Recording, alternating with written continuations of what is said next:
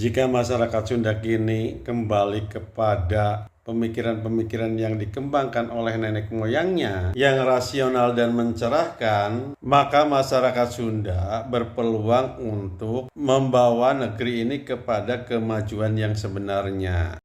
Halo, assalamualaikum warahmatullahi wabarakatuh. Selamat berjumpa lagi. Yang kita akan bahas konsep kemajuan menurut tradisi Sunda atau menurut pemikiran tradisi Sunda. Sebenarnya masyarakat mana yang bisa membawa negeri ini ke kemajuan yang sebenarnya? Jika masyarakat Sunda kini kembali kepada pemikiran-pemikiran yang dikembangkan oleh nenek moyangnya yang rasional dan mencerahkan, maka masyarakat Sunda berpeluang untuk membawa negeri ini kepada kemajuan yang sebenarnya. Karena doktrin-doktrin tradisinya itu sangat mendukung. Yang pertama itu adalah tentang potensi diri, bahwa potensi diri itu terbelenggu atau terpenjara oleh tukang rusuk atau oleh iga, adat kakurungku iga. Jadi masyarakat Sunda itu harus membuka potensi dirinya. Kaum Buhun Sunda atau nenek moyang orang Sunda itu telah mengkonsep tentang potensi diri ini dalam suatu ungkapan adat kakurungku iga.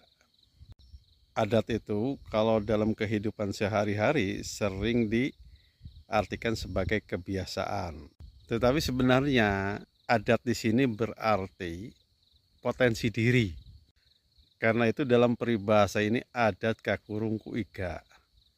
Adat terbelenggu oleh iga. Iga itu adalah tukang rusuk.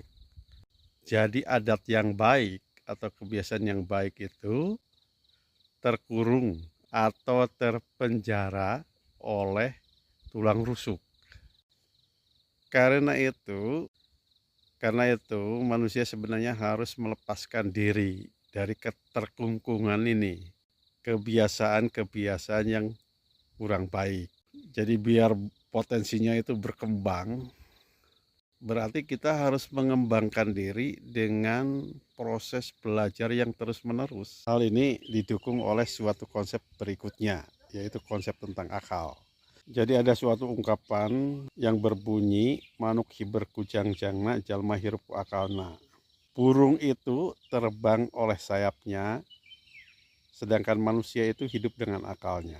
Jika mengetahui tentang konsep harta, dalam tradisi Sunda itu ada ungkapan bahwa harta atau banda itu tata langraga.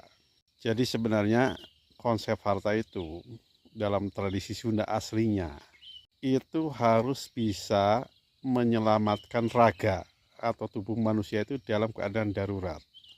Jadi sebenarnya konsep hutang itu dalam tradisi Sunda aslinya itu tidak punya dasar. Yang berkaitan dengan waktu, dalam tradisi Sunda itu ada ungkapan ngindung ke waktu, mi bapak ke zaman. Jadi dalam tradisi Sunda itu terhadap waktu itu harus perlakuannya seperti ke ibu. Dan terhadap zaman itu harus seperti ke bapak. Karena dalam mencari nafkah berarti harus mengikuti perkembangan zaman. Dan dalam konsep zaman itu ada suatu ungkapan, undur zaman mawa zaman, saban zaman mawa alkon. Jadi dalam pergulatan zaman itu sebenarnya membawa zamannya sendiri. Dan setiap zaman itu membawa lalakon. Jadi membawa peran sejarah atau cerita sejarah dan pelaku sejarah. Jadi sebenarnya kita itu harus ngalalakon, mendominasi. Jadi dalam peradaban manusia itu kita harus mendominasi. Meskipun tidak mayoritas. Dan dalam konsep mencari nafkah, sebenarnya masyarakat Sunda itu tidak langsung harus bekerja.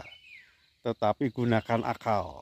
Hal ini ada dua ungkapan sebenarnya dalam peribahasa itu, yaitu lamun hayang ngakil itu kudu ngakal. Akal di sini berarti mencari nafkah, itu harus gunakan akal. Dan hal ini diperkuat oleh peribahasa berikutnya. Mun teu ngoprek moal nyapek, mun teu ngarah moal ngarih, mun teu ngakal moal ngakil, lamun teu ngoprek moal nyapek, yang artinya itu kita itu kalau tidak punya kegiatan yang banyak, itu tidak akan mengunyah. Lamun teu ngarah moal ngarih, artinya ngarah itu berhubungannya dengan tujuan. Tujuannya itu harus fokus. Itu kalau kita tidak fokus, kita itu tidak akan menghasilkan suatu proses yang berkelanjutan. Jadi harus fokus dalam satu tujuan. Jadi harus fokus pada tujuan yang hendak dicapai. Lamun hayang ngakal kudu ngakal, artinya itu kalau mau mencari nafkah yang maksimal, itu harus gunakan akal. Ngakal itu kan suatu proses. Setelah ditanak, itu tidak langsung dimakan, tetapi diaduk-aduk dulu dan dihilangkan unsur asapnya, sehingga menghasilkan nasi yang pulen, yang enak untuk dimakan. Jadi prosesnya optimal di sini. Jadi jika dikaitkan dengan proses mencari nafkah, itu jika kita mau mencari nafkah yang optimal, itu harus gunakan akal. Dan dalam tradisi Sunda sebenarnya tidak ada akal yang negatif, itu tidak ada. Semua akal itu adalah positif. Dalam hubungannya dengan agama, antara tradisi dan agama, dalam masyarakat Sunda itu ada suatu ungkapan puhun disuhun sara dibawa, yang artinya tradisi nenek moyang itu tetap dijunjung tinggi dan agama atau syariat Islam itu menjadi pegangannya. Puhun di sini ini harus dibatasi sebagai cara berpikir, seperti konsep akal, konsep harta, itu yang harus dikembangkan. Jadi bukan tradisi-tradisi yang seperti sekarang ini. Tradisi sekarang ini kan kebanyakan adalah tradisi yang diwariskan dari masyarakat yang pernah dijajah ratusan tahun. Jadi harus dievaluasi. Dan tentang konsep kenegaraan pun sebenarnya dalam masyarakat Sunda itu ada 3 konsep. Yang pertama itu adalah Tritangtu Dibuana. Hal ini sebenarnya sama dengan konsep trias politika dalam peradaban barat modern. Suatu konsep yang sama dengan trias politika sekarang, yang disebut dengan Tritangtu Dibuana, yang berbunyi demikian. Sang Prabu ngagurat batu, Sang Rama ngagurat lemah, Sang Resi ngagurat cai.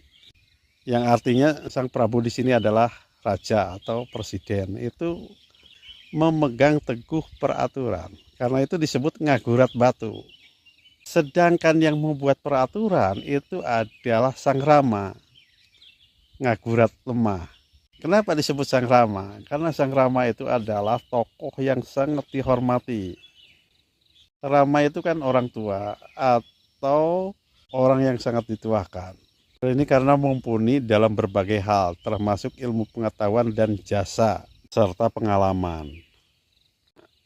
Legislatif itu menurut tradisi Sunda itu harus lebih pintar daripada sang raja, karena yang membuat peraturan. Jadi jangan sembarangan memilih legislatif itu. Ya minimal pemikirannya itu bisa membawa perubahan.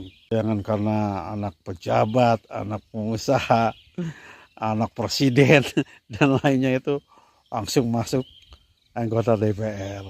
Itu tidak ada dalam konsep masyarakat Sunda, itu tidak ada. DPR itu harus orang-orang yang cerdas secara intelektual, termasuk juga sang raja, karena orang yang bisa mematuhi peraturan secara tegas dan teguh itu sebenarnya orang-orang yang berintelektual tinggi. Sedang sang resi itu adalah yudikatif, jadi berkaitan dengan masalah hukum. Dulu dalam tradisi Sunda itu kaum agama itu memegang peranan penting yang berkaitan dengan masalah hukum. Hal ini sebenarnya sama dengan peradaban Islam klasik. Dulu dalam peradaban Islam klasik itu ada yang disebut dengan kodi atau kodi al-Qudat. Itu kan diisi oleh tokoh-tokoh agama yang sangat mumpuni. Yang berkaitan dengan hukum itu ada peribahasa, yang hulu ka hukum, nangujar ka negara. Yang hulu itu bentuknya vertikal. Hulu itu ada kepala, jadi berkaitan dengan kepala itu kan vertikal. Yang hulu itu sering diartikan menginduk ke hukum, menunjang ke negara. Berkaitan dengan hukum itu adalah yang hulu, tegak vertikal. Nah, efeknya itu adalah nangujar ke negara. Nangujar itu adalah orang duduk selonjor. Jadi kakinya ke depan, duduk kakinya ke depan, itu adalah nangujar. Jadi artinya ketika hukum itu ditegakkan ke atas, ditegakkan, maka efeknya itu horizontalnya itu akan menunjang ke negara. Maksudnya itu ketika hukum ditegakkan itu efeknya itu akan menunjang ke negara, karena dengan hukum ditegakkan berarti ada kepastian hukum. Jadi jika ada kepastian hukum, itu kan keamanan negara itu akan aman, sehingga investasi itu akan dengan mudah masuknya.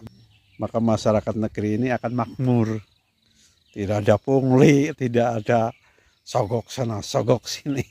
Jadi itu yang merusak negara. Karena ketika hukum tidak ditegakkan, itu akan menceng ke sana, menceng ke sini. Karena hukum itu jika dikaitkan dengan konsep matematika itu adalah seperti garis lurus yang tegak lurus dengan garis horizontalnya. Garis vertikal tegak lurus 90 derajat dengan vertikalnya. Jadi kalau hukum mancang-menceng ya vertikalnya juga atau horizontalnya juga menceng-menceng. Jadi ke negara juga akan menceng-menceng. Yang ketiga adalah tentang permufakatan. Jadi permufakatan berkaitan dengan konsep-konsep hukum itu harus menginduk ke balarea atau ke masyarakat banyak, untuk kepentingan masyarakat banyak. Dalam tradisi Sunda itu ada ungkapan mupakat ka balarea. Itulah konsep-konsep dari masyarakat Sunda itu yang bisa membawa kemajuan kepada negeri ini. Dan hal ini jarang dibahas secara intelektual dan oleh kaum intelektualnya itu sendiri. Saya tidak tahu apakah keengganan atau tidak tahu. Jadi hal ini saya kurang tahu tentang permasalahan ini. Kenapa hal ini tidak pernah dibahas oleh kaum intelektual Sunda. Jadi konsep-konsep yang hebat ini sebenarnya kenapa tidak pernah dibahas dan dipublikasikan oleh para intelektual orang Sunda. Demikian, Assalamualaikum warahmatullahi wabarakatuh.